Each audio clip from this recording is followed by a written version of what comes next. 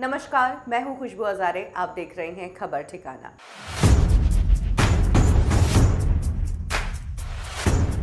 हमारी भारतीय सभ्यता में नदियों को भी माँ का रूप दिया गया है। नदियों को सबसे प्योर माना जाता है क्योंकि नदियाँ पहाड़ी से आती है, प्योर पानी होता है और प्योरिटी का एक प्रतीक नदियों को माना जाता है। यहाँ पर स्नान करना, पूजा करना, दीपक बहाना, ये सारी चीज़ें नदियों में की जाती है। लेकिन क्या आप जानते हैं कि हमारे देश की एक ऐसी भी नदी है जहाँ पर नहाना तो दूर, कोई उस नदी के पानी को भी नहीं छूता है। ये नदी मीलों में फैली है और इसमें ढेर सारा पानी है। उसके बावजूद इस पानी को कोई इस्तेमाल नहीं करता है। नदी के आसपास जो लोग रहते हैं वो भी इस नदी के पानी को किसी भी काम में इस्तेमाल नहीं करते हैं। ऐसी क्या बात है इस नदी में कि लोग इसके पानी से दूर भागते हैं? चलिए जानते हैं। ये नदी है कर्मनाशा, जो बिहार और उत्तर प्रदेश में बहती है। इस नदी का ज्यादातर हिस्सा उत्तर प्रदेश में बहता है।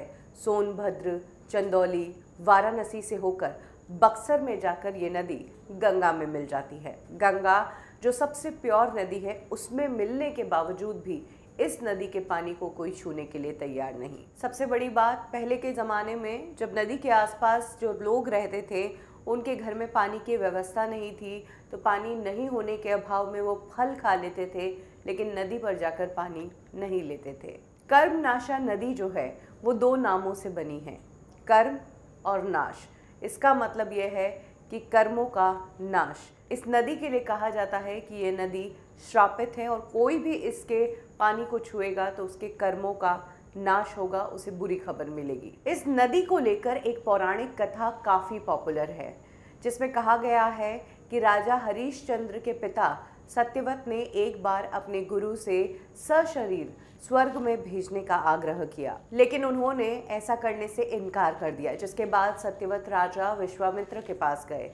विश्वामित्र और सत्यवत राजा के जो पहले गुरु थे, उन दोनों के बीच दुश्मनी थी। यही कारण है कि जब पहले गुरु ने मना किया तो विश्वामित्र ने तप जप के बल पर सत्यवत को सशरीर स्वर्ग में भेज दिया।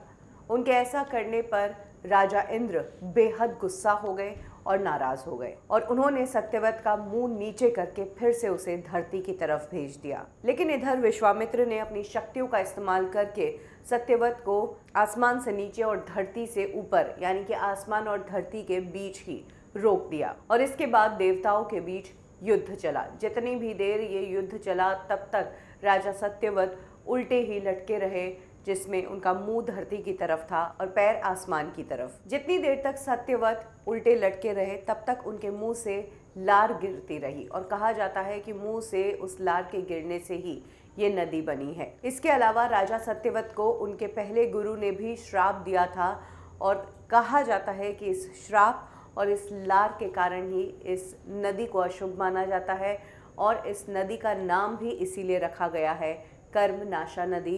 इस नदी में नहाना, इस नदी के पानी को छूना सब अशुभ माना जाता है। तो ये है कहानी हमारे देश की उस नदी की जिसके पानी को कोई छूना तक नहीं चाहता। खबर ठिकाना में अभी के लिए बस इतना ही। पल पल की अपडेट्स को हिंदी में जानने के लिए सब्सक्राइब करें हमारा चैनल खबर ठिकाना।